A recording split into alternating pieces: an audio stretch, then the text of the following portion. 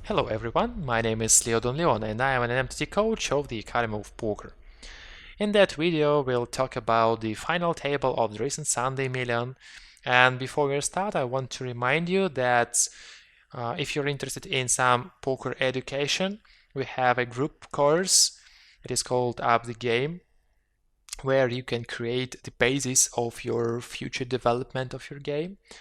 And if you're really interested, you can hit the link in the description and get more info about it. So let's start. And first, I think we need to know which players have played in this one. So let's look at the list. First player is from Netherlands. His average stake is $81 and he's playing 16 games a day. So probably he is a regular player. We can look at his graph.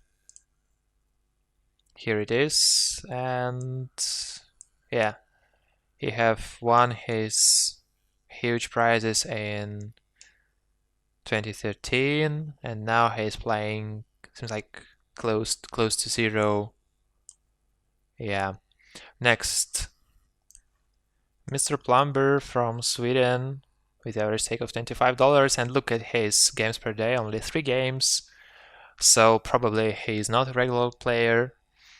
There you can see again player from Scandinavian country.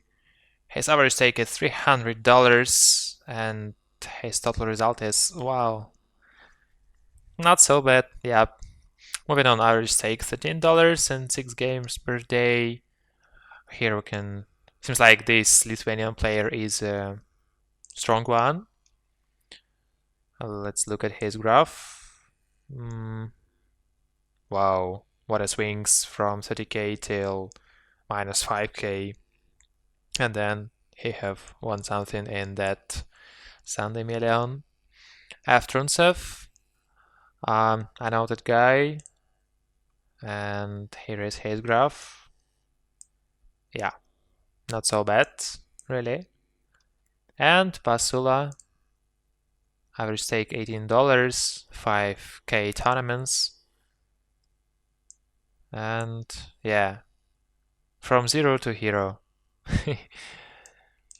Yeah, interesting. So let's start. I'll skip not interesting hands, and most of the interesting hands I think we'll calculate using some software like ICMizer. So let's start.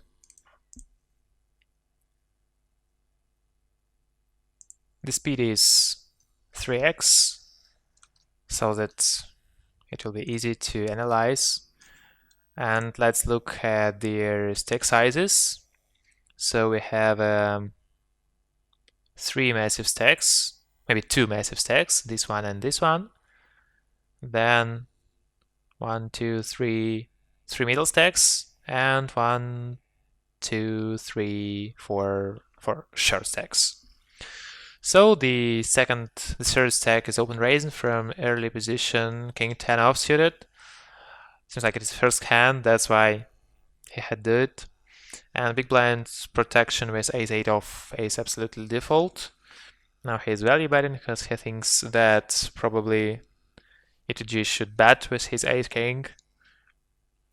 And shoving for value with the idea of getting called by 10x of the opponent. And I think that we should give up from UTG, yeah, but we decide to call. It's not obvious that we should bluff here a lot, especially at the beginning of the Sunday Million. Next hand, pocket eights should be opened, yeah. And if I were needed to, I would at least call, yeah, I like it. We hit a gut shot and a backdoor flush draw. And if Pasula checks, we should bet. We should call at least once. Interesting decision. He decided to raise. Guys, by the way, what do you think about that decision? Maybe as for you, it would be more profitable just to call, because it is not so cheap to do like that. So it would be interesting to talk with you in comments to that video. Ace queen off should be raised, yeah, min raise. because of the short stack on a big blind. Uh, and very interesting spot because it is almost 25 big blinds here, shoved from small blind. It's really difficult to imagine that he would bluff like that. So his shoving range looks like maybe nines plus, and I think it is capped on aces and kings. Probably he should 3-bet them. What about maybe ace king, ace queen? Not sure about ace jack, so it seems like we have to go up with ace queen. But we can check it using IC Miser. So I have prepared that situation in IC Miser, and that's how it looks like according to Nash equilibrium. The open rate should look like this, but I don't agree with it. At least I wouldn't open with such weak aces, especially because of 10 big blinds excess on the big blind is sitting. So probably something like that, maybe. Yeah, looks like it makes sense to open that hands. And showing range from small blind. I think that it will be capped on aces and kings. Ace king should be shoved, ace queen. Maybe ace jack suited, but still he can just call with them. So I'm not sure about them. King queen suited would be called, and all the pairs, like, not sure about nines. I think that his range should look like this. And can we call with ace queen here? No, we can't. It would be really huge loss of money. And there we can call only with queens and ace king, queens plus and ace king. So yeah, good fold. Next, who will be next? I think that it is pretty good call. With ace 10 suited, it plays really well post flop. And yeah, we can't do anything because we didn't have any. We don't have a just backdoors list flop. Kings open raise from early position. Look, they use only min raises still. It's interesting. I don't think that Struntsev should shove here with his a5, a5, because now he can seat for almost the whole circle. And it's interesting. We're looking at c-bet and flop. It is pretty usual. And look at this turn. It's interesting about can we find here second value bet. I think that 9 of clubs is probably the worst card that could appear on turn. Because big blind's range consists of all flush draws, open-ended straight draws. Not so often about gut shots, but still. Probably we want to get some value from 8x, but also it is so difficult just because of the bad structure. So I'm not sure about the second barrel here really.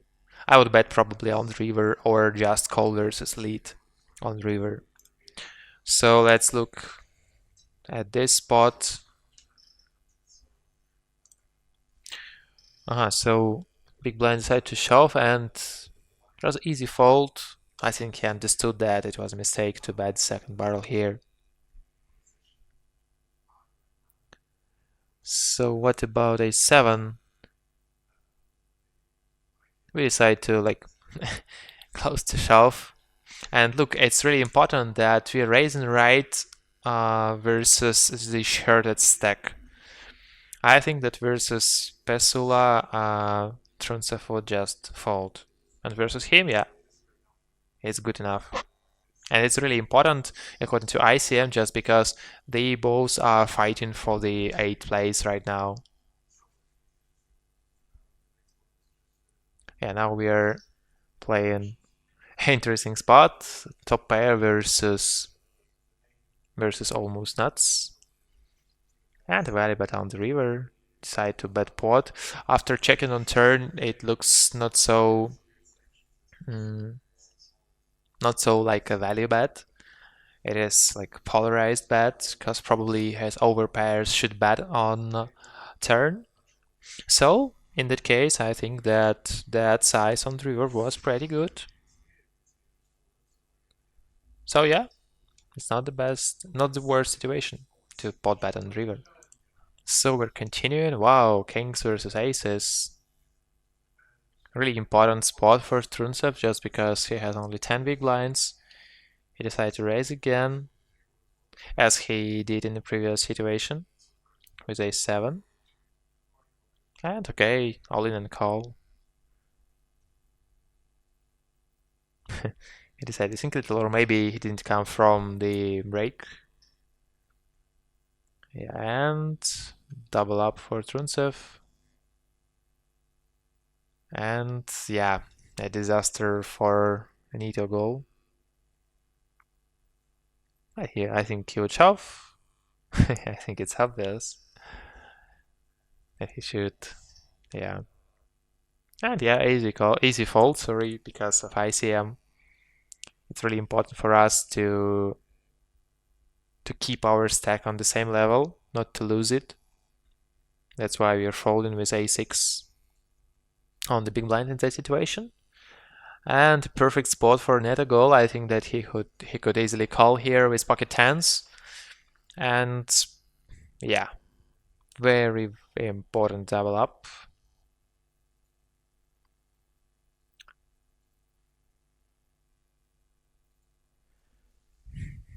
What about, yeah, just wanted to ask, what about Owen Schoff?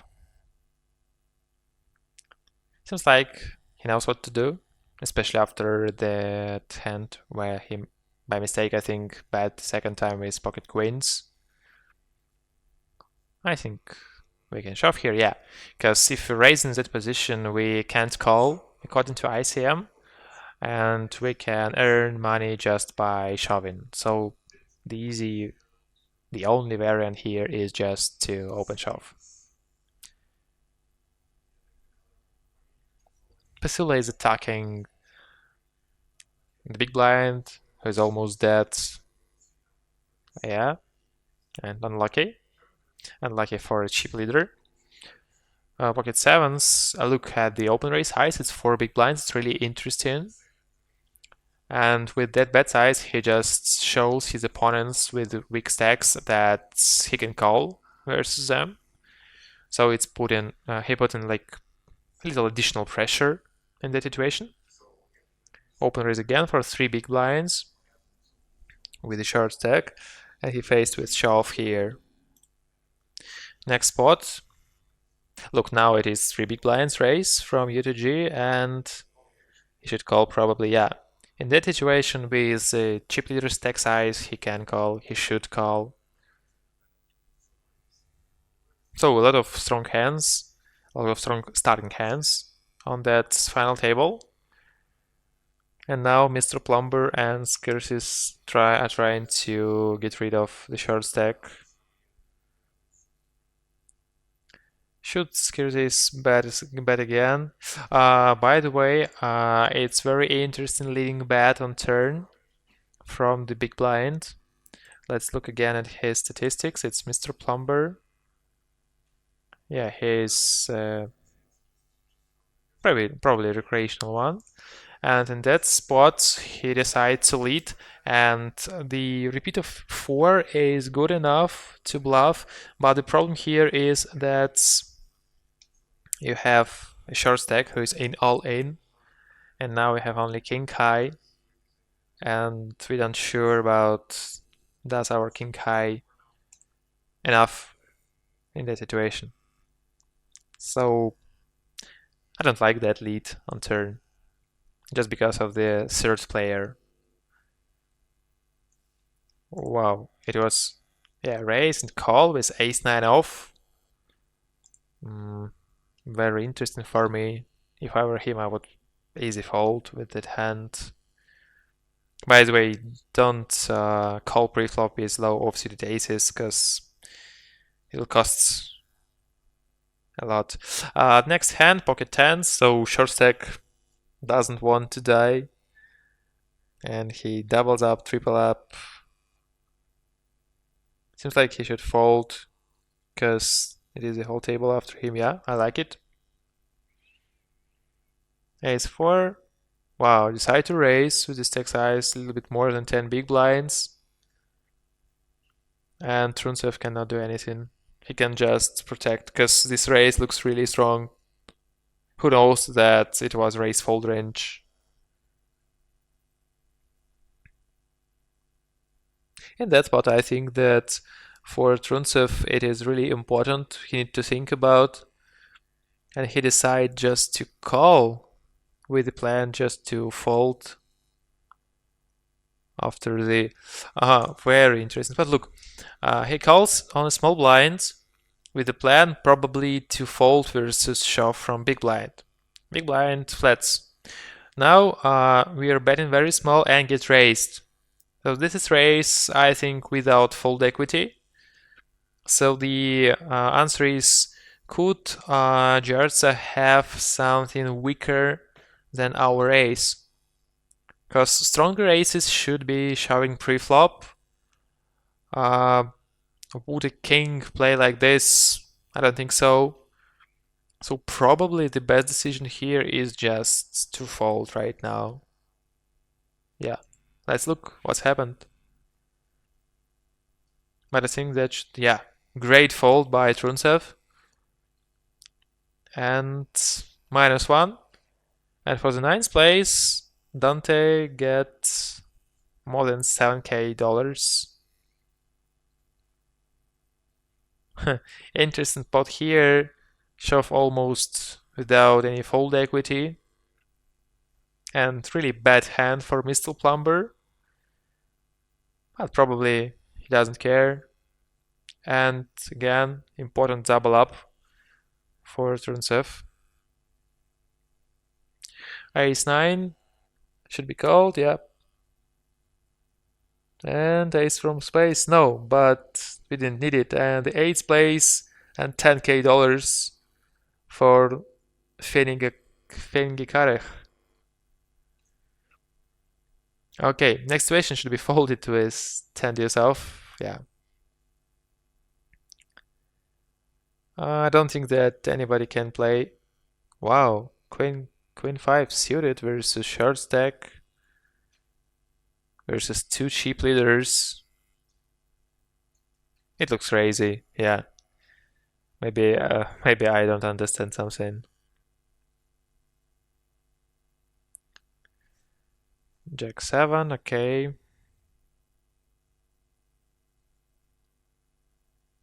With the chip leader stack, yeah, it's possible, but well, interesting situation for eights. I wouldn't shove pre-flop, and I would have a plan to check raise on the suitable flops for us, but not on that structure. Too many overcards. Yeah, in terms of just go into showdown. And Jarza didn't find any value bets. Ace Queen again, really strong hand. And who can protect? I think all of them should fold in that spot.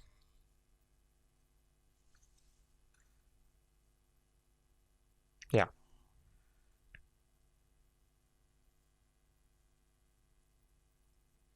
Aces again. So many strong hands on that final table.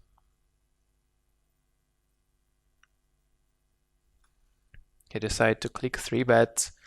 It looks really strong, and probably Mr. Plumber is not the strongest player on that final table, because he's playing really wide. What was it?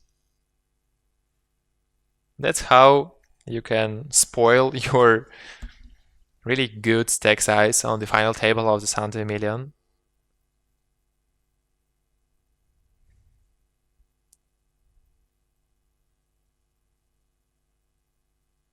Yeah,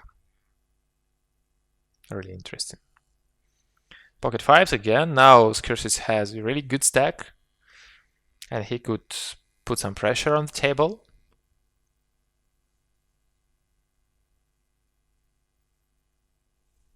King 7. Mr. Plumber, keep calm. provoking for a bluff. I wouldn't raise here with pocket fives, just because we need to leave him an opportunity to bluff more. Now, call.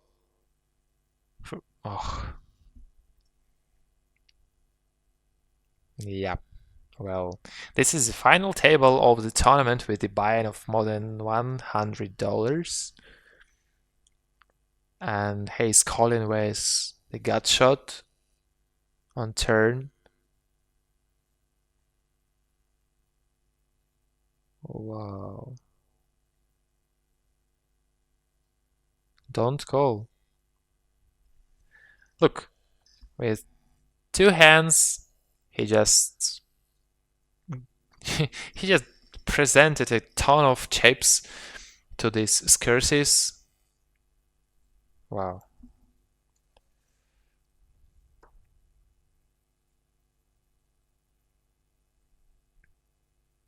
Seems like it is a final table of the $5 tournament.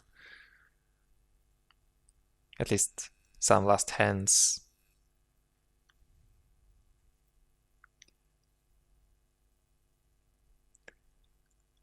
Pocket queens, what should we do? Seems like we have been sitting for the whole this final table, so probably shove is the best decision here. Just because if we'll raise after that silence mode, it would be looking really strong. Easy shove, according to ICM from Skirsis.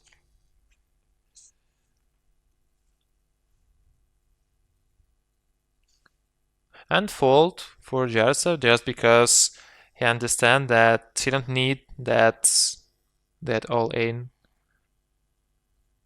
Yeah. So unlucky final table for Mr. Plumber. And Skirsis just want to finish it.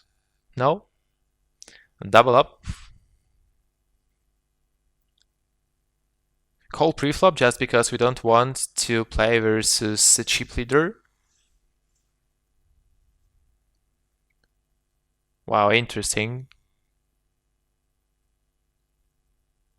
That was pretty well. I think that I need to remember that stuff because it's really interesting. We just put in very high pressure on our opponents because of this bet size. It looks really, really strong. It looks like we want to get called here. So like kind of leveling, but still. Ace-8 off. Skirsis should fold, yeah. Too weak. And Ace-5 for 10 big blinds, just open folded. And Mr. Plumber just need to double up. And 7th place and $14K. Seems like Skirsis had something versus Mr. Plumber. Really interesting spot, open-ended for Jarza. He hit his nuts. And yeah, great check on turn, just because these 8s, it's not the best card for continuing after calling, because Jarza has a medium stack. And if he's calling versus chip leader, he probably should have something. And this card is improving his range. Now we should value bet, yeah. But Skirsis had an air.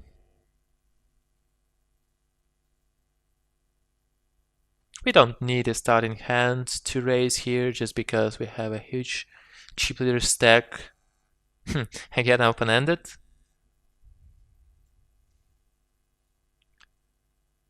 We're betting. Not the best board for value betting here, sorry, for betting, but because of our stack size, we just put in pressure on it, on our opponent. 9 again. Unlucky turns for Skirsis. Now he got a showdown, but it is too weak. Kings. Yeah, min raise here. At least call, yeah. Really good hand for calling. Just because we can easily play post flop with our hand, even out of position. Check, check on turn. Check, check on flop, and a full house. First run on turn. And after that check, check, seems like Pasula wants to get rid of some ace-x. So he needs to continue now on the river. He had to bet. Yeah. Great, I like it really. Because it's understandable. What does he want? But of course, shove with the nuts. With the second nuts.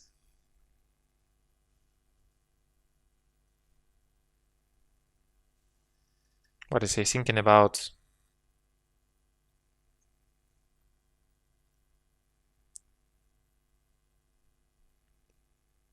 Open raise from cheap leader.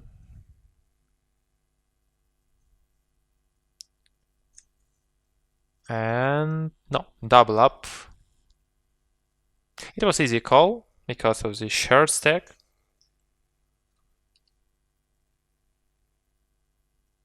King Jack should be shoved here again. As you can see, we don't have a lot of difficult situations to analyze. They're pretty simple. Except of the first one that we have calculated. About ace queen, if you remember. Ace king, yeah. Raise, decide to not to shove.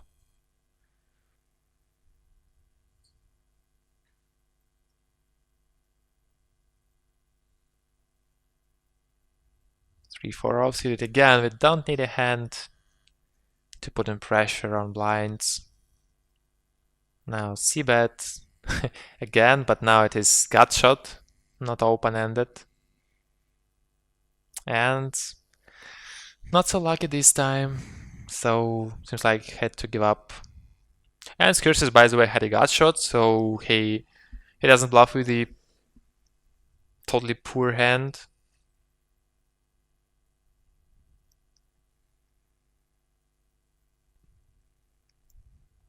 I think now Truncev can afford himself to raise with such hands just because he had some chips. But he can protect it, it's obvious.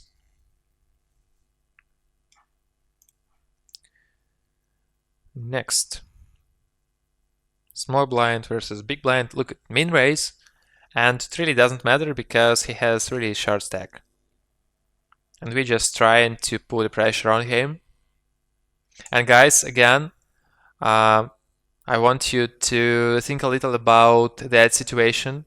What would you do if you were on the position of big blind? Would you shove pre-flop, call, or just fold? And let's look how it was in the real life.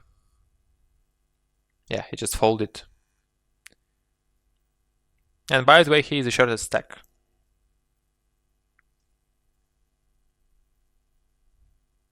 Skirsis continue putting pressure. Ace queen, 3 bets. And again, can't do anything. It's interesting, look at the 3 bet size, it's less than 3x. It's not so obvious today to use such small 3 bets. Seems like all the game is between these two cheap leaders. The other players are just watching it and just destroying each other's stack sizes. So value bet. I think that it is a rather good value bet just because we're not blocking a lot of hands from our opponent's calling range, and we would have really high frequency of betting here. So that's why we should bet with the value too, even despite it is really strong hand. Ace 4. Seems like we should shove, yeah. And Jarza should fold. Cool. Pocket deuces. We just want to wait really A little bit more better situation for our ace-9 off.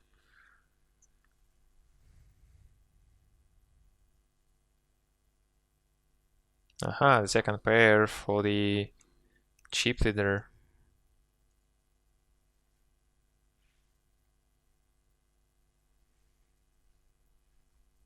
Queen 8 suited. I think we should just shove here with our hand. Aha, we decide to raise again. And what is the plan? You want to fold? I don't think so. But if I were him, I would shove first. I want to put as much pressure on my opponent as possible. And now I'm provoking him to shove with the weaker hands. And yeah, really important double up for net a goal.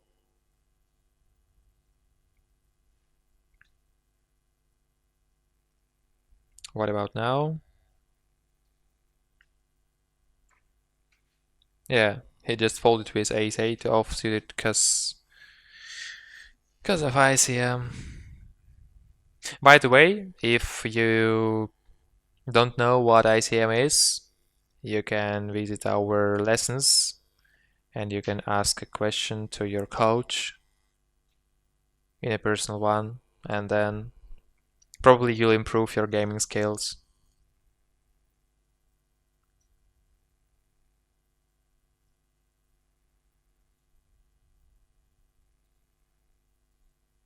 Ten years off. Queen Jack suited. Interesting. Look, they just leaving them an opportunity to give up, even with such strong hands like Queen Jack suited, because nobody wants to fail here. And look at this shove. It's really important that it's not a mad shove. It's just because of this table experience. The big blind is opening a lot. UTG is opening a lot. And by the way, because of this short table, it's not like UTG. It is like a middle position. A7. Interesting decision. And again, look, rather small 3-bet size. But still, A7 off cannot call here. One more time? No. Not so easy. Ace-10 off and queens. Seems like there should come a disaster. Just because I think that it is raise call range of Jarza. I would probably open shove with our hand. Wow, oh. Lucky flop and unlucky turn, and the 6th place for him for $20k. Not so bad with the buy-in of 100. And now we're playing 5 max. And by the way, nobody asked about deal. They just want to play till the end. And again they are playing heads up. King 5 suited. I think we should give up, yeah.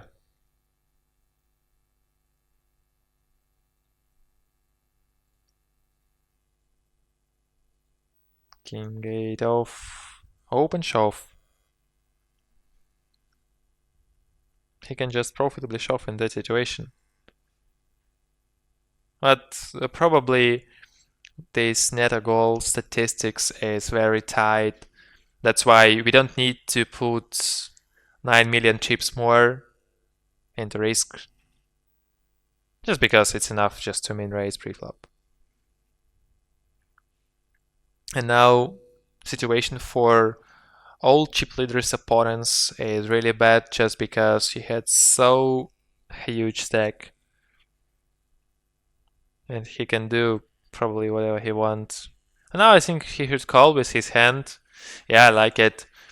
Just because his chips are really not so expensive. it's not a big problem for him to lost 10 bigs.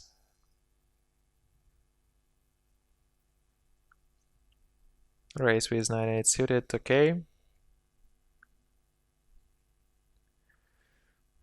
Wow.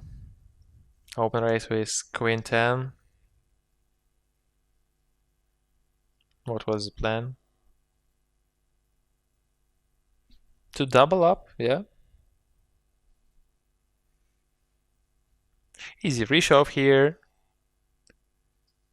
And yeah, fold just because of the stack size. In the previous situation, Pasula has more than 50 million chips. And in that situation, Skursis' stack would be like decreased by the half if he would lose that spot.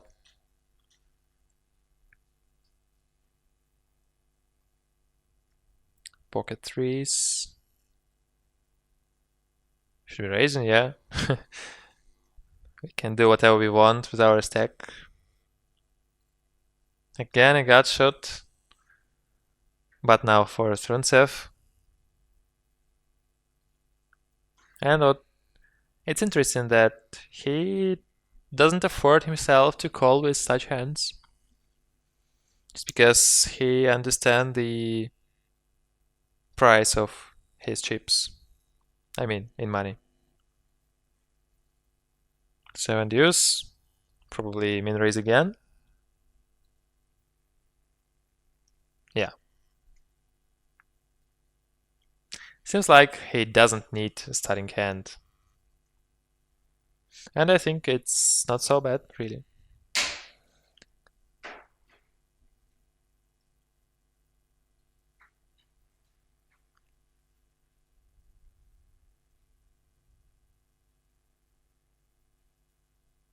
Interesting.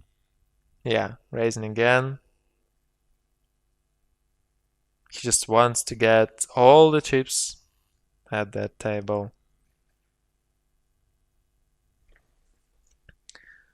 Jack 6 off. Wow, what's he doing?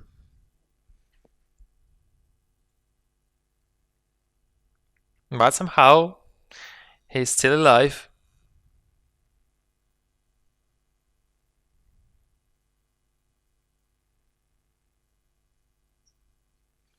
Ten nine suited. Seems like we can profitably 3-bet here.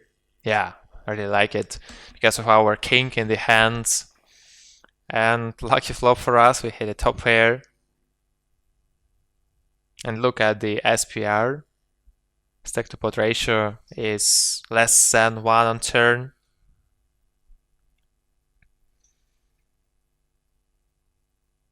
And if Fasula bets here, it's really interesting. Was he value betting here or not? Just because he had a middle kicker and he 3-bets and get called by his opponent. Probably it would be better just to check on turn and okay, play check call. But the second barrel, all the weaker hands are just folding and the strongest hands are just calling. So I don't know.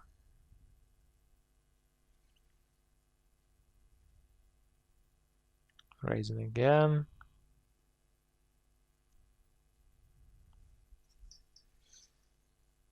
Six four off. Yeah. So any two hands are going to raise just because of the situation. Look, so many short stacks, less than 10 big blinds, a little bit more than 10 big blinds, a little bit more than 10 big blinds, and the same. So chip leader had a perfect situation here. And he just needs to put the pressure on his opponents.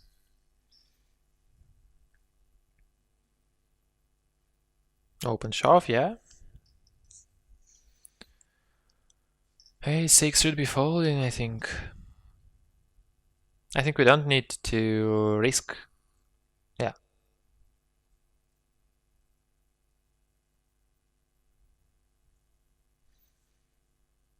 And finally, yeah, call.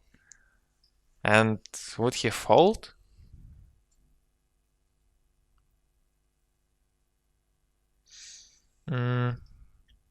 For me, it's not so obvious that he should play like that to call preflop and to fold on such structure. So our next hand, again, raise from chip leader, and double star has only less than 4 big blinds.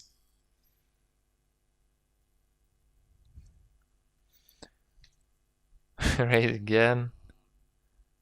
What's he doing? Look, more than 70 million chips.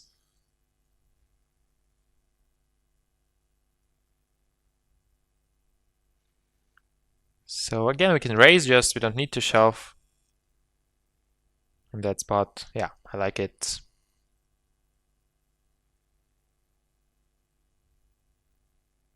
And finally, can double star double up in that spot? Good luck. Ah, not so easy. King again and -1, 5th place and 28k.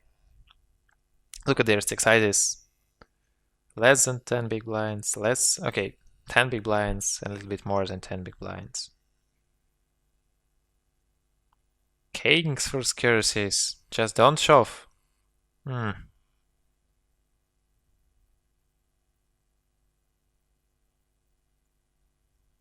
A6 again. I think it's easy shove, especially versus big blind. It's really important to shove not versus cheap leader, but versus weakest stacks. Wow, bad luck again, 39. And look at Truntsev. He's just sitting and waiting, and he's printing money just by his folds.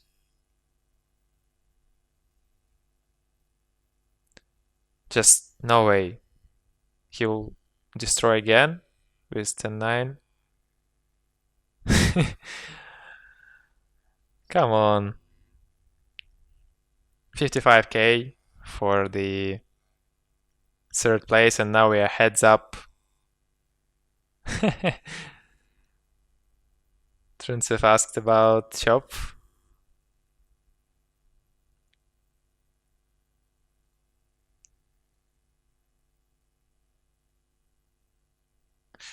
Not so bad, great fold. Ace-8. That should be shove. It does matter. Lucky flop for Truntsev.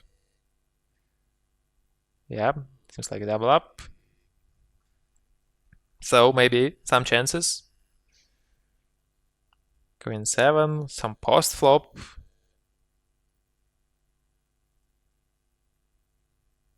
I don't see any post flop in that spot. Yeah. And seems like it will be the last hand.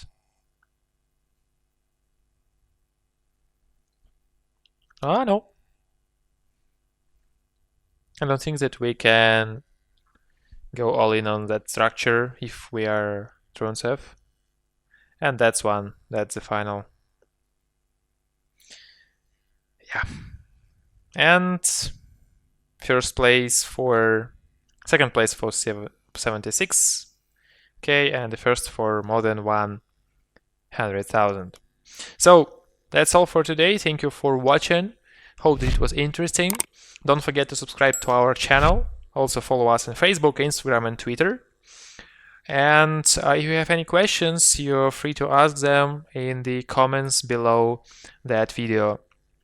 If you're interested in some education, then try to join our group course. To do it, just hit the link in the description of that video.